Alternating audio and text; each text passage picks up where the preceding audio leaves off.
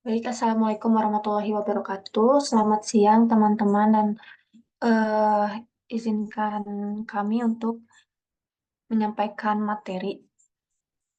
Alhamdulillahirrahmanirrahim. Assalatu wassalamu ala asrofil anbiya'i wal mursalin wa ala alihi washabihi ajmain amma ba'du.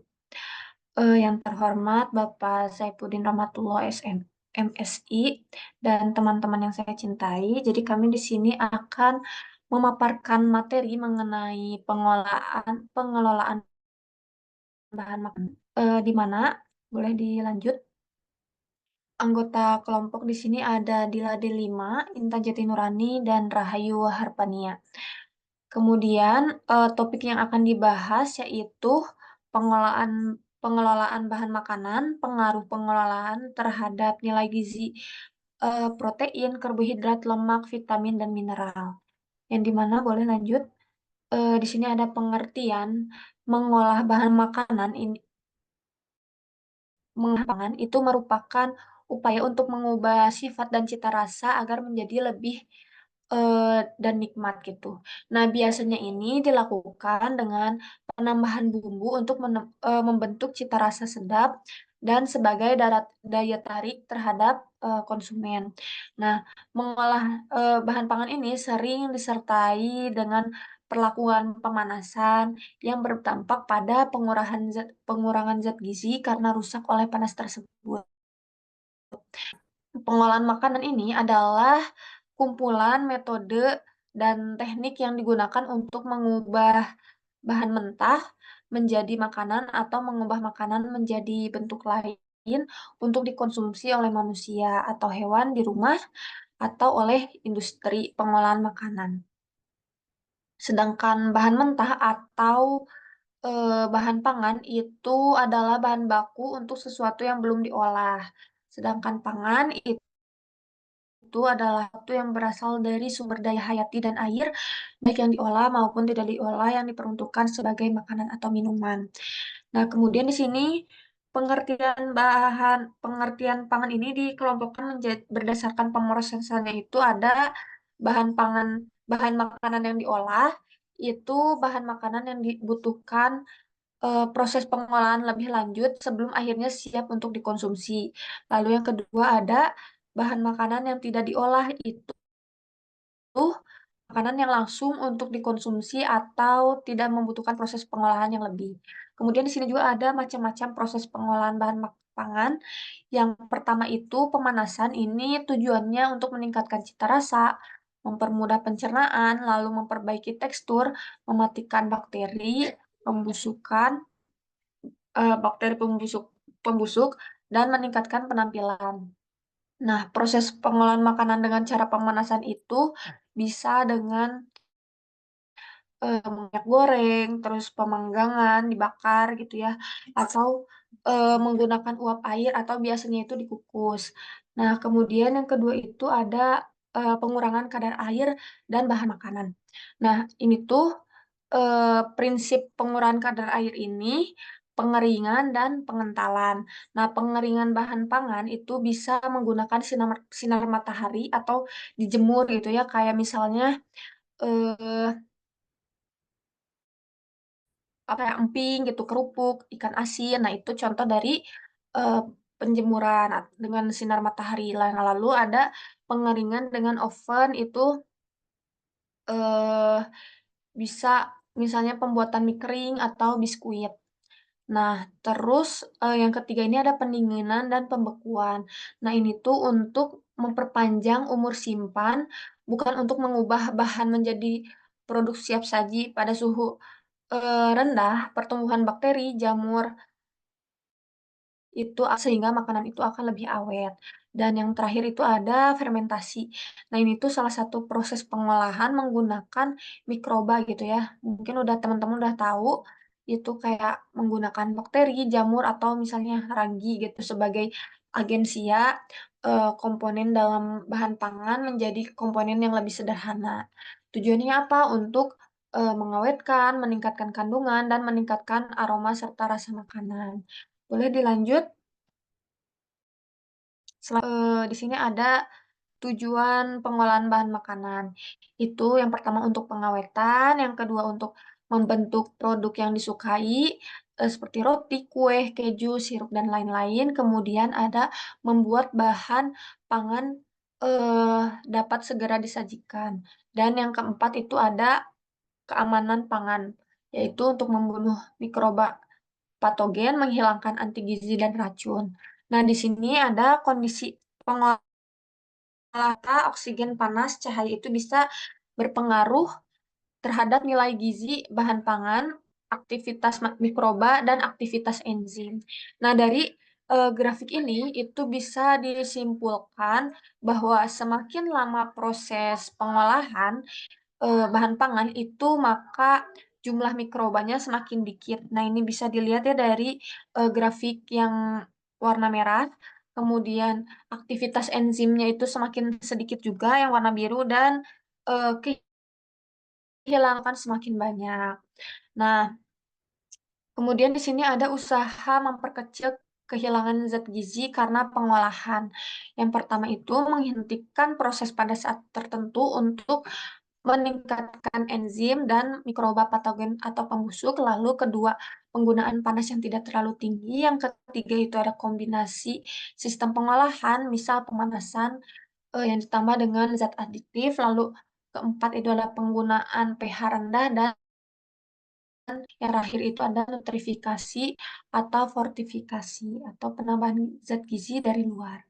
Mungkin itu yang bisa saya sampaikan. Kemudian dilanjutkan pada presenter lain. Silahkan.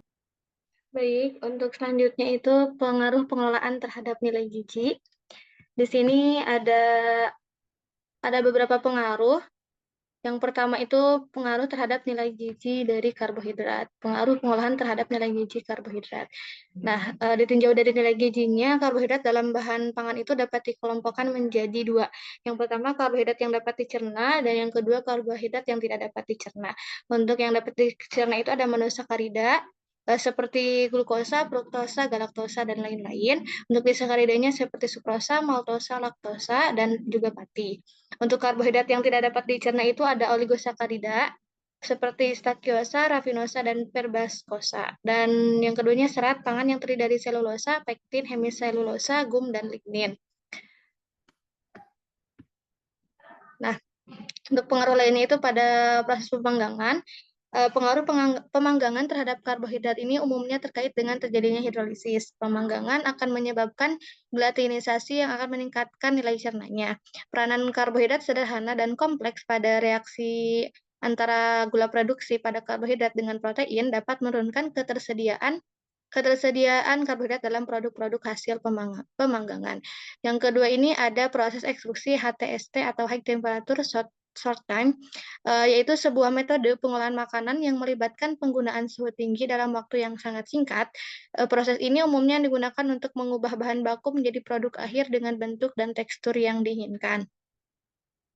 Poin yang pertama ini dapat mempengaruhi struktur fisik granula pati. Pati merah membuatnya kurang kristalin, lebih larut air, dan mudah terhidrolisis oleh enzim.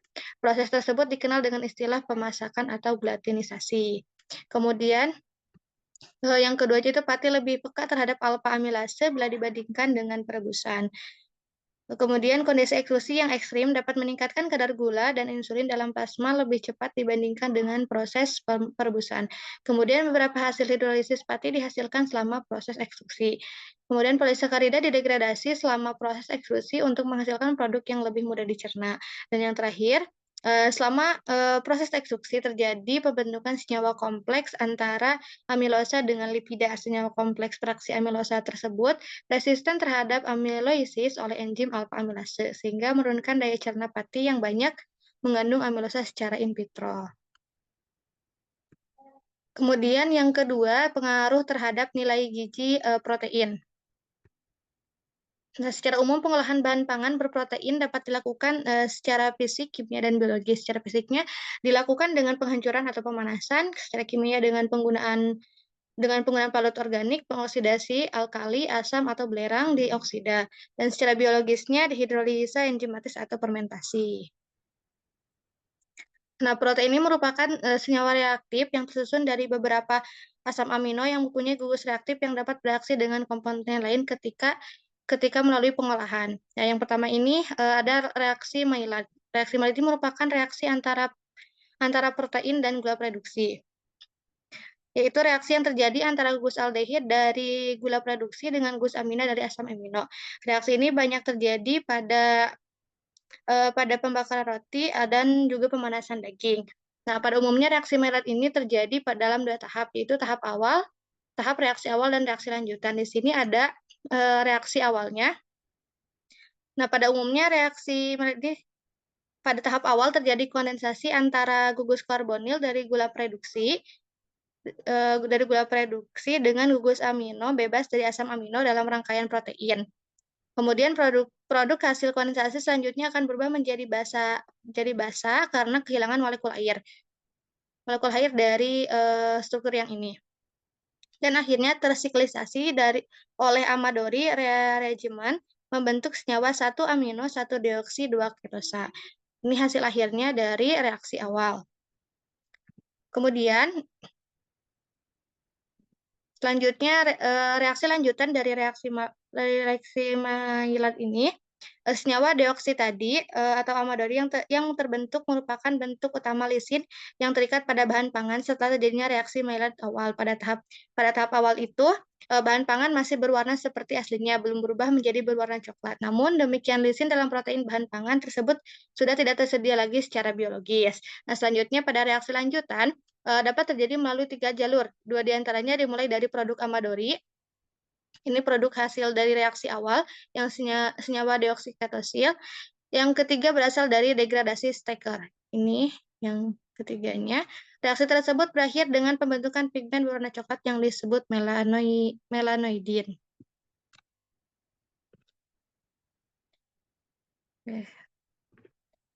Nah, dari reaksi Maillard ini dapat menurunkan nilai gizi protein akibat dari reaksi tersebut. Yang pertama, lisin dan lisin mengalami kerusakan sebagai akibat bereaksi dengan senyawa karbonil atau dikarbonil dan aldehid. Padahal lisin merupakan salah satu asam amino esensial. Kemudian yang kedua, penurunan ketersediaan semua asam-asam amino termasuk leusin yang biasanya paling stabil sebagai akibat terbentuknya ikatan silang antar asam-asam amino melalui produk reaksi Maillard. Kemudian penurunan daya cerna karena terhambatnya penetrasi enzim ke dalam substrat protein atau karena tertutupnya sisi protein yang dapat diserang enzim karena terjadinya ikatan silang tersebut. Kemudian masih pada nilai gizi protein, ada yang kedua itu reaksi dengan senyawa polifenol. Senyawa polifenol ini berasal dari tanaman seperti fenolat, flavonoid, dan tanin. Senyawa kompleks protein polifenol sulit ditembus oleh enzim protease sehingga daya cerna proteinnya juga rendah, sehingga secara keseluruhan dapat dikatakan bahwa nilai gizi protein tersebut juga akan turun. Kemudian yang ketiga, pembentukan dengan lisinoalanin. Pembentukan lisinoalanin ini akan menurunkan daya cerna protein karena terbentuknya ikatan silang. Kemudian lisinoalanin ini bersifat toksik apabila termakan, yang dapat menyebabkan terjadinya kerusakan ginjal. Yang keempat, resemisasi asam amino. Pada proses ini, asam amino bentuk L akan berubah menjadi bentuk D yang tidak dapat digunakan oleh tubuh. Kemudian resemisasi asam amino dalam larutan alkali berakibat terjadinya penurunan biologis beberapa asam amino. Kemudian dalam proses pemanggangan serealia seperti serealia, kacang-kacangan, dan campuran bahan pangan lain akan terjadi penurunan nilai biologis protein secara signifikan. Yang terakhir ada interaksi antara protein dan lipid teroksidasi. Penurunan nilai gizi protein dapat disebabkan oleh terjadinya interaksi antara protein dengan lipid teroksidasi yang seringkali tidak diperhatikan dalam proses pengolahan pangan. Nah, oksidasi lipid yang mengandung asam lemak tidak jenuh dapat bereaksi dengan protein membentuk protein modifikasi yang sulit dicerna oleh enzim proteolik. Nah, selanjutnya ada pengaruh pada nilai gizi lemak. Pada umumnya, setelah proses pengolahan bahan pangan akan terjadi kerusakan lemak yang terkandung di dalamnya. Tingkat kerusakannya bervariasi tergantung suhu yang digunakan dan lamanya waktu proses pengolahan. Nah, makin tinggi suhu yang digunakan, maka kerusakan lemak akan semakin intens. Kemudian asam lemak esensial terisomerisasi ketika dipanaskan dalam larutan alkali dan sensitif terhadap sinar, suhu, dan oksigen. Kemudian proses oksidasi lemak dapat menyebabkan inaktivasi fungsi biologisnya dan bahkan dapat bersifat toksis. toksik. Kemudian pada pemanggangan yang ekstrim, asam linoleat dan kemungkinan juga asam lemak yang lain akan dikonversi menjadi hidroperoksida yang tidak stabil oleh adanya aktivitas enzim lipoksigenase. Perubahan tersebut akan berpengaruh pada nilai gizi, lemak, dan vitamin. Untuk selanjutnya akan dipresentasikan oleh rekan saya.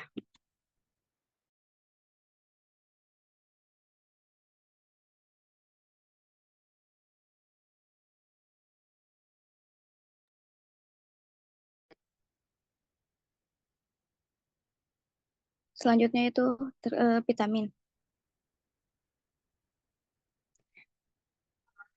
Nah, vitamin A ini akan stabil dalam kondisi ruangan hampa udara, namun akan cepat rusak ketika dipanaskan. Dengan adanya oksigen, terutama pada suhu yang tinggi.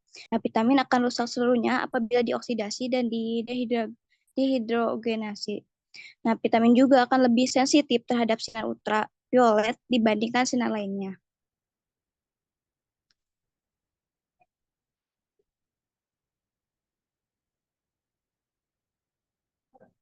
Nah, selain itu, di dalam vitamin ini, asam askorbat sedikit stabil dalam larutan asam dan terkomposisi oleh adanya cahaya. Nah, proses dekomposisi sangat diakselerasi oleh adanya alkali dan oksigen atau Cu dan Fe. Kelompok asam folat stabil dalam perebusan pada pH 8 selama 30 menit, namun akan banyak hilang apabila di utara dalam larutan asam dan alkali. Destruksi asam folat diakselerasi oleh adanya oksigen dan cahaya. Nah, selanjutnya itu vitamin K bersifat stabil terhadap panas dan senyawa reproduksi. Namun sangat stabil terhadap alkohol, senyawa pengoksidasi, asam kuat dan cahaya. Selanjutnya itu vitamin B12. Kombalamin murni bersifat stabil terhadap pemanasan dalam larutan netral. Vitamin ini akan rusak ketika dipanaskan dalam larutan alkali atau asam. Flovin sangat sensitif terhadap sinar dan kecepatan destruksinya akan meningkat seiring dengan meningkatnya pH dan temperatur.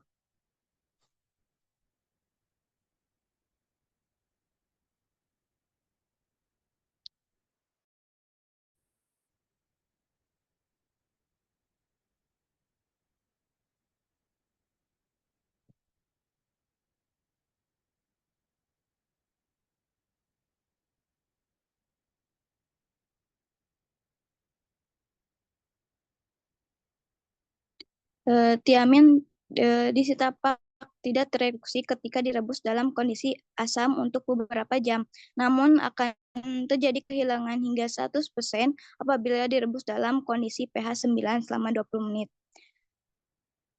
Tokoferol bersifat stabil pada proses perebusan asam tanpa adanya oksigen dan juga akan stabil terhadap sinar tampak visible light. Vitamin ini bersifat tidak stabil pada suhu kamar dengan adanya oksigen, alkali, garam, peri, dan ketika terekspos pada sinar ultraviolet. Kehilangan tokoferol ini terjadi ketika oksidasi lemak dalam proses penggorengan terendam. Nah, selanjutnya itu terkait mineral. Pengaruh pengolahan terhadap nilai gizi mineral. Pada umumnya, garam-garam mineral tidak terpengaruhi secara signifikan dengan perlakuan kimia dan fisika selama pengolahan. Dengan adanya oksigen dan beberapa mineral kemungkinan teroksidasi menjadi mineral yang berpolasi lebih tinggi, namun tidak mempengaruhi nilai gizinya. Pelakuan pemanasan ini mempengaruhi absorpsi atau penggunaan beberapa mineral, terutama melalui pemecahan ikatan yang membuat mineral-mineral tersebut kurang dapat diabsorpsi. Vitat dan fiber, protein, dan mineral merupakan komponen utama sebagai penyusun kompleks tersebut. Nah, dari beberapa mineral seperti zat besi kemungkinan akan teroksidasi atau tereduksi selama proses pemanggangan dan akan mempengaruhi absorpsi dan nilai biologisnya. dari penelitian-penelitian yang ada gitu menunjukkan bahwa dua senyawa besi yang digunakan dalam pengolahan mereka tetap mempunyai nilai biologis yang berbeda jauh.